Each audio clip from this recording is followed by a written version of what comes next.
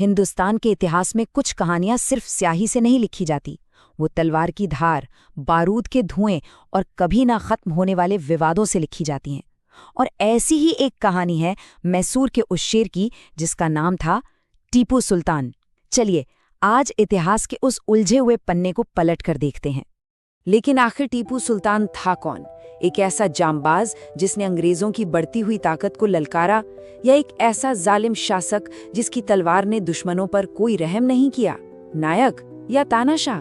यही वो सवाल है जो आज भी हवा में गूंजता है और जिसका जवाब हम सब मिलकर तलाश करेंगे।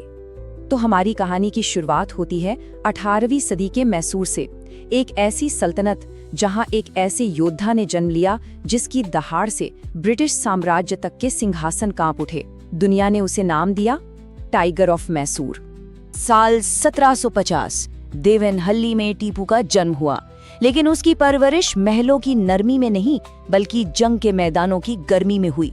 सोचिए, सिर्फ 15 साल की कच्ची उम्र में वो अपने पिता हैदर अली के साथ अपनी पहली जंग लड़ रहा था, और फिर 1782 में पिता की मौत के बाद मैसूर की पूरी सल्तनत का बोझ उसके कंधों पर आ गया।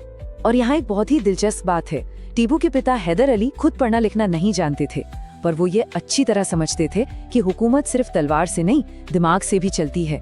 इसीलिए उन्होंने टीपू को उर्दू, फारसी, अरबी जैसी जबानों की तालीम दिलवाई और साथ ही बेहतरीन से बेहतरीन फौजी ट्रेनिंग भी दी।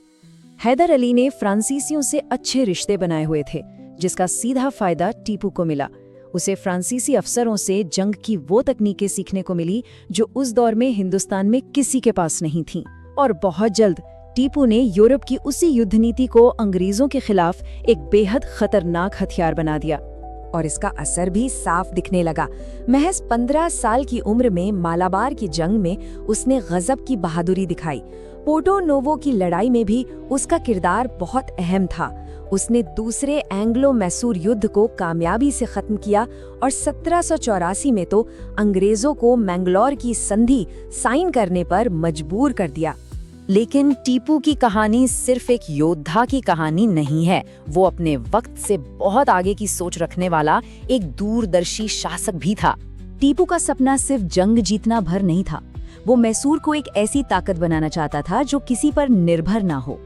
उसने अपने मैसूरी रॉकेट को और बेहतर बनाया, समंदर पर दबदबे के लिए अपनी नौसेना बनाई, रेशम की खेती को बढ़ावा दिया ताकि अर्थव्यवस्था मजबूत हो, और तो और फैक्ट्रियां लगाने के लिए सरकारी कंपनियां तक खोल दी।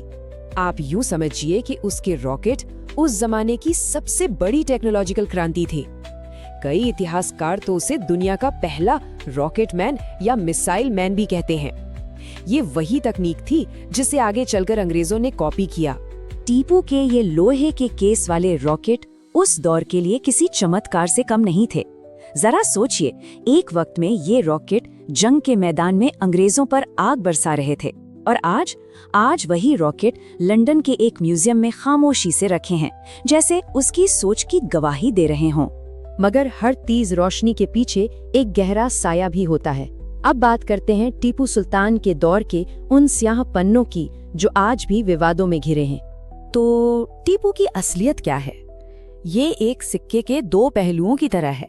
एक तरफ वो एक दिलेर स्वतंत्रता सेनानी है जो अंग्रेजों से आखिरी सांस तक लड़ा, और दूसरी तरफ एक ऐसा कट्टर शासक है जिस पर अपने दुश्मनों के साथ बेरहमी और धार्मिक जुल्म करने के इल्जाम हैं।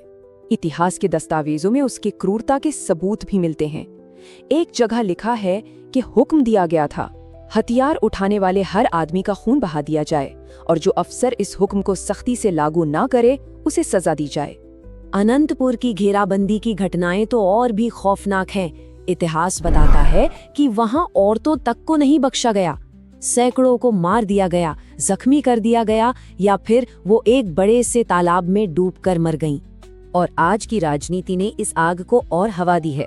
कुछ नेता तो उसे सरेआम बलात्कारी और हिंदुओं का दुश्मन तक कहते हैं, जिससे टीपू का इतिहास अब सिर्फ किताबों में नहीं बल्कि चुनावी भाषणों में भी जिंदा है।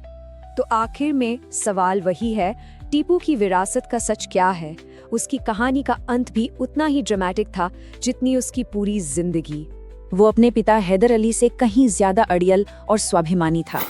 अपनी आखिरी जंग में जब अंग्रेजों ने उसके सामने अपमान से भरी शर्तें रखीं, तो उसने झुकने से बेहतर मर जाना चुना। चौथे एंग्लो मैसूर युद्ध में मैसूर का शेर अकेला पड़ चुका था।